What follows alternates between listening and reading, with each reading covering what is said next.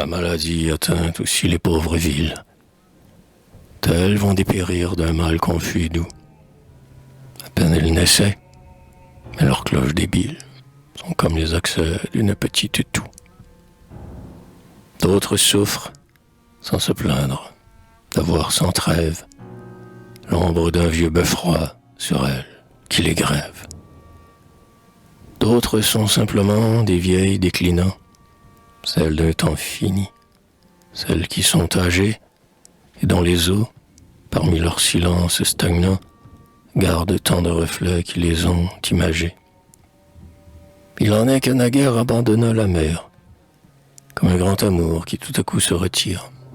Mais depuis ce moment, ces villes ont un air de se survivre en appelant quelques navires. Dentelle, c'est comme une odeur de vermoulu. Dentelle, c'est toujours comme s'il avait plu. Il en est de plus infirmes que des aïeuls, dont les murs ont des blancs de linge démodés, et des noirs de robes de veuve vivant seuls. Celles aux murs perclus, aux pignons lézardés, ont sur elles comme des rides de vieillesse.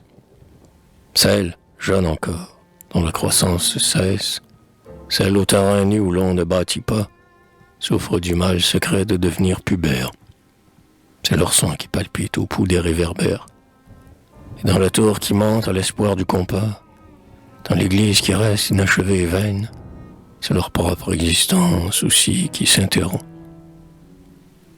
Telle ville dolente est toujours en aveine, lieu de pèlerinage où l'on signe son front. L'une décline mère d'une lente anémie, l'autre est pâle à jamais de quelque épidémie. Une autre est comme une paralytique, sans la souplesse et la joie en elle des passants. Telle, leur maladie est d'être en proie aux pioches, les amputant de leurs vieux pignons, mutilant leurs briques dont le rouge est tout sanguinolent. Telle, leur maladie est d'être en proie aux cloches, et dans leur calme et leur silence monacal, le cadran du clocher a l'air d'une tonsure. Il en est qu'affaibli d'un jet d'eau verticale, et qui souffre de lui comme d'une blessure.